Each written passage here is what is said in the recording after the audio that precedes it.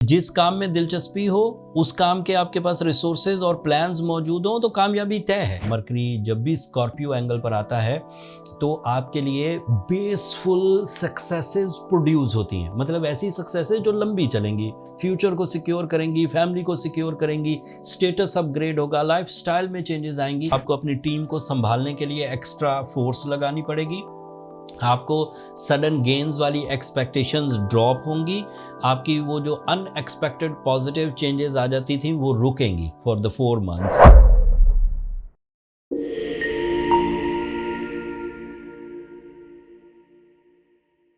अस्सलाम वालेकुम लियोज, मैं हारिस अज़मी प्रोफेशनल एस्ट्रोलॉजर आपकी खिदमत में हाजिर हूँ इस हफ्ते की एस्ट्रोलॉजिकल रिसर्चेस के साथ। ये सेकंड वीक ऑफ अक्टूबर है, 7 अक्टूबर से 13 अक्टूबर तक। 2 एस्ट्रोलॉजिकल चेंजेस हैं लियोज, दोनों पर तवज्जो देने की ज़रूरत है, तफसील अभी बयान करूंगा। एक तो बहुत पॉजिटिव न्यूज़ है आपके लिए, मरकरी 13 अक्टूबर को आपके 4th एंगल पर आ जाएगा। मरकरी 4th एंगल पर काफ़ी बड़े बड़े डिसीजंस पर उकसाएगा आपको।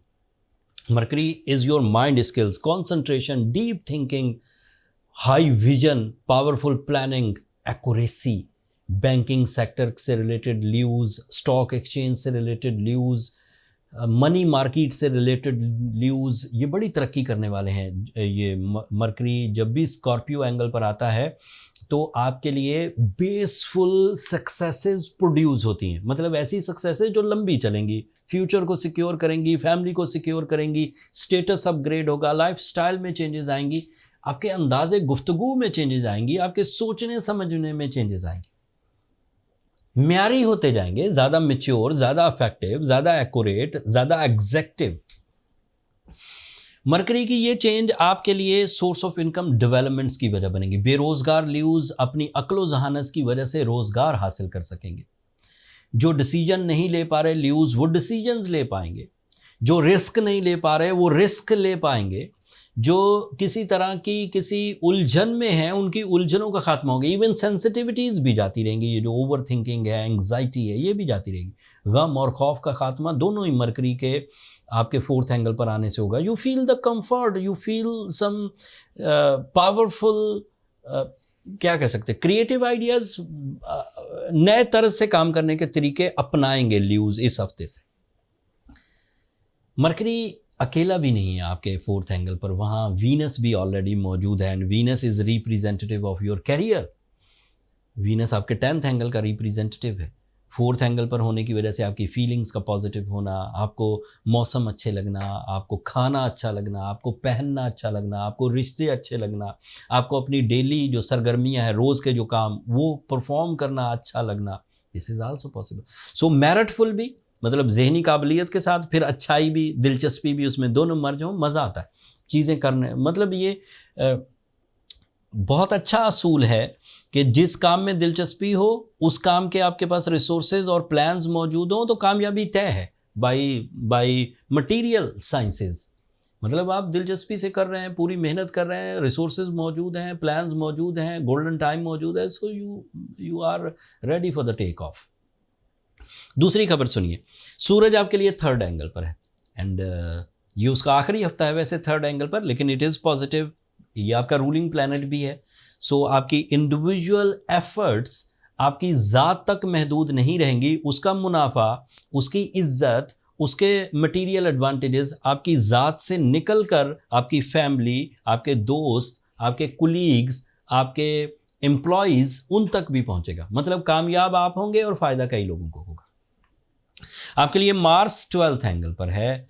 मार्स का 12th एंगल पर होना इस वक्त ऐसी चीज़ों से आपको मना करता है जिसमें कोलिजन पैदा होता हो, जिसमें कंपटीशन पैदा होता हो, जिसमें झगड़ा पैदा होता हो। कोलिजन फ्रेंडली अनफ्रेंडली दोनों हो सकते हैं, बट उससे ज़रा गुरेजी करें, मुकदमेबाजी से बचिए, फिज़िकल एक्सर्शन से बचिए। ऐसे काम करने की कोशिश करिए जो जहन, प्लान और अवेलेबल रिसोर्सेज पर हों, जिन कामों में तसादम, झगड़ा, खून बहना या तकालीफ या बेइज्जतियाँ, उन कामों से अभी बचिए। ये सब वो प्लैनेट्स हैं जिन्हें हम शॉर्ट टर्म प्लैनेट्स कहते हैं। अब बड़ी खबर, 9th ऑफ अक्टूबर को जुपिटर नाम का एक प्लैनेट जिसे हम लॉन्ग टर्म प्लैनेट डिक्लेयर करते हैं, वो एनुअल रेट्रोग्रेशन पर चला जाएगा फॉर 4 मंथ्स। वो 9 अक्टूबर को रेट्रोग्रेड होगा और वो 5 फरवरी तक रेट्रोग्रेड रहेगा नेक्स्ट ईयर।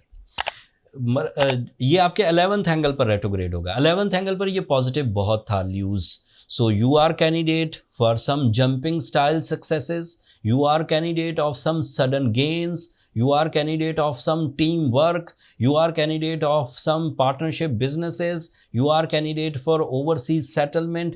ये 9 अक्टूबर तक फैसिलिटी नेचर की तरफ से हमें मिली हुई थी फ्री फ्यूलिंग से, जिसे हम गुड लक कह सकते हैं, गोल्डन टाइम कह सकते हैं। बट 9 अक्टूबर के बाद ये रेट्रोग्रेड हो जाएगा, तो आपको अपनी टीम को संभालने के लिए एक्स्ट्रा फोर्स लगानी पड़ेगी।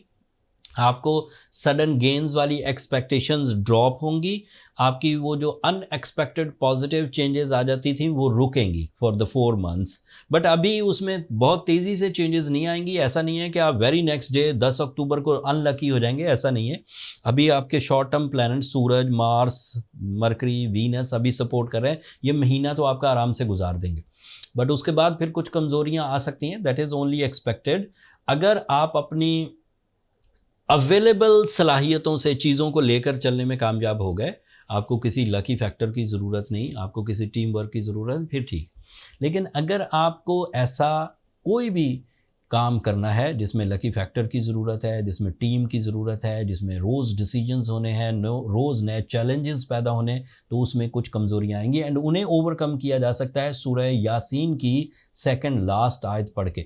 मैं जुपिटर की बहुत तफसील, रेट्रोग्रेशन ऑफ जुपिटर की बहुत तफसील यहाँ बयान नहीं की, मैंने इसके लिए एक अलग वीडियो बना दी है, नीचे डिस्क्रिप्शन में उसका लिंक है, वहाँ देख लीजिएगा एक नज़र, वहाँ ज़्यादा तफसील मिलेगी। आपको सूरह शम्स तो पढ़ना ही है, वो तो डेली है for the whole solar system development and planetary actions. But for retrogression of Jupiter अगर आप सूरह यासीन की 2nd लास्ट आयत पढ़ेंगे तो वो ज़्यादा अफेक्टिव होगी। साथ में बीइंग अ ल्यू, आपके पास जो साइंटिफिक रेमेडी है उसमें रूबी, उसमें ब्लू सफ़ायर और उसमें डायमंड, ये ऐसे स्टोन्स हैं जो आपको बूस्ट अप कर सकते हैं। वो एनर्जीज जो जुपिटर से फ्रीली मिल रही थी अब वो मिलेंगी नहीं, तो आपको आर्टिफिशियली अपनी स्टोन थेरेपी से वो क्रिएट करने होंगे एंड इससे मामला हल हो जाएगा and you will be on track इंशाल्लाह विदाउट एनी हेजिटेशन। उम्मीद ज़्यादा यही है कि ल्यूज़ अपने आप को संभाल जाएंगे, पर कमी रहे तो फिर आप ये रेमेडी इख्तियार करें, फिर भी कुछ कमी रहे तो फिर पर्सनल कैलकुलेशंस की तरफ चले जाएं ताकि फाइंड आउट हो सके कि आपके मिशंस कितने बड़े हैं एंड आप उन्हें कितना पूरा कर सकते हैं।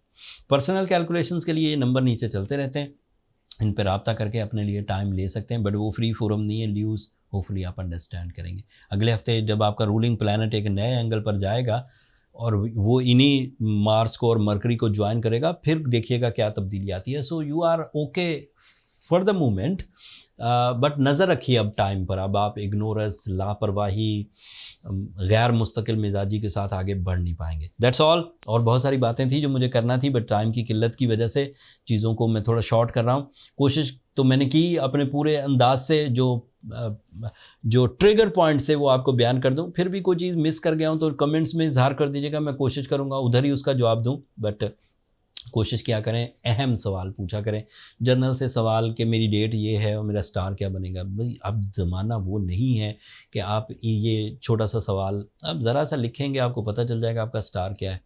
एंड फिर ऐसी भी बातें पूछते हैं कि एमरल्ड को उर्दू में क्या कहते हैं। सो ये this is not a good sense के एमरल्ड को उर्दू में क्या कहते हैं, ज़रा सा आप इंटरनेट पे पूछोगे पता लग जाएगा। यार मेरा क्यों इंतज़ार करते रहते हैं कि हारिस भाई फ्री होंगे तो ही बताएंगे। मैं बताता हूँ मेरे मोहब्बत करने वाले लोगों से मेरी सबके साथ मोहब्बत है, बट भाई बहुत छोटे सवाल तो अजीब एक्सपर्ट बंदे से एक्सपर्ट चीज़ें पूछा करें, हमें भी पता चले हमारे लिए कोई चैलेंज आया है। छोटी छोटी बातें, हम 25 साल हो गए, थक गए यार इन बातों से, थोड़ा सा ध्यान करिए। That's all from my and.